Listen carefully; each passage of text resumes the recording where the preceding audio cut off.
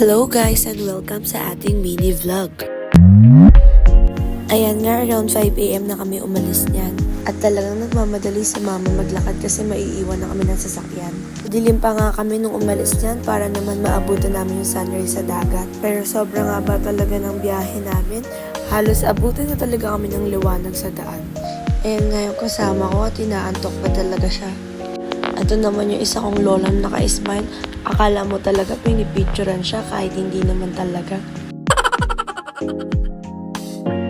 At ayan na nga, nagliliwanag na pero nasa daan pa rin kami. Umaga pa lang pero ang dami na talagang nagsisimba dito sa Quiapo. Yung mga time na yun, akala ko malapit na kami sa pupuntahan namin.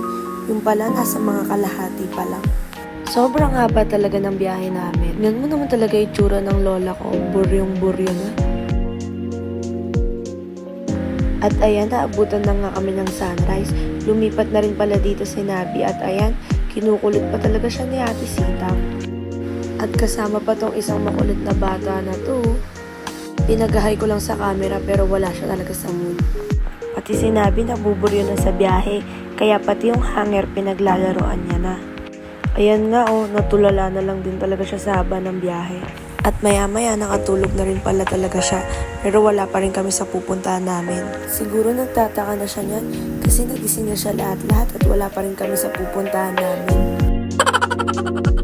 And finally, sabi sa Google Map, malapit na talaga kami.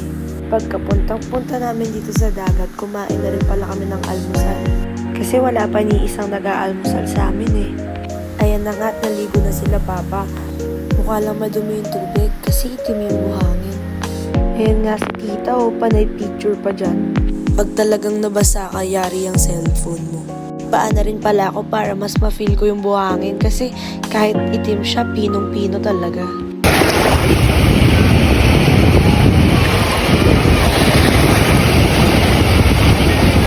Ayan na nga at kung ano lang pinag-uusapan namin dyan.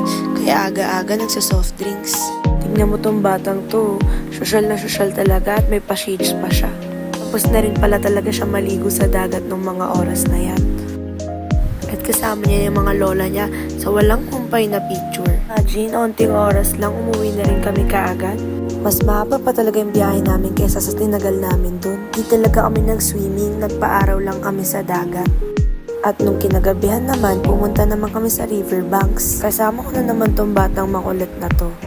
Mamamasyal lang pala talaga ulit kami. Ayan nga at pagkababa namin, naglakad na agad kami. At di pa nga nakakatagal, bumili na agad sila ng bubble gum. Ayun, at nakita na namin yung iba namin kasama.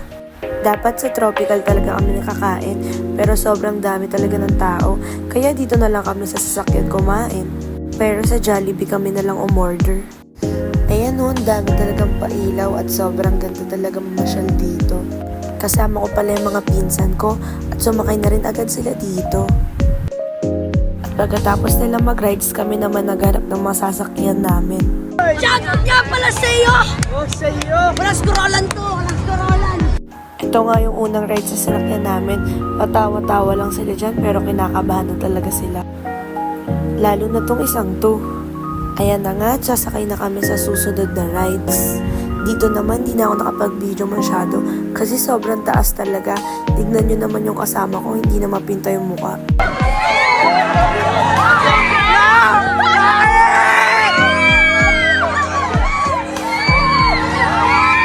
At pagkatapos namin sumakay doon, nag-decide na rin pala kami umuwi. Anong oras na rin kasi. Ayan, dahil mahaba ang nilakad natin kanina, mahaba rin ang lalakarin natin pabalik.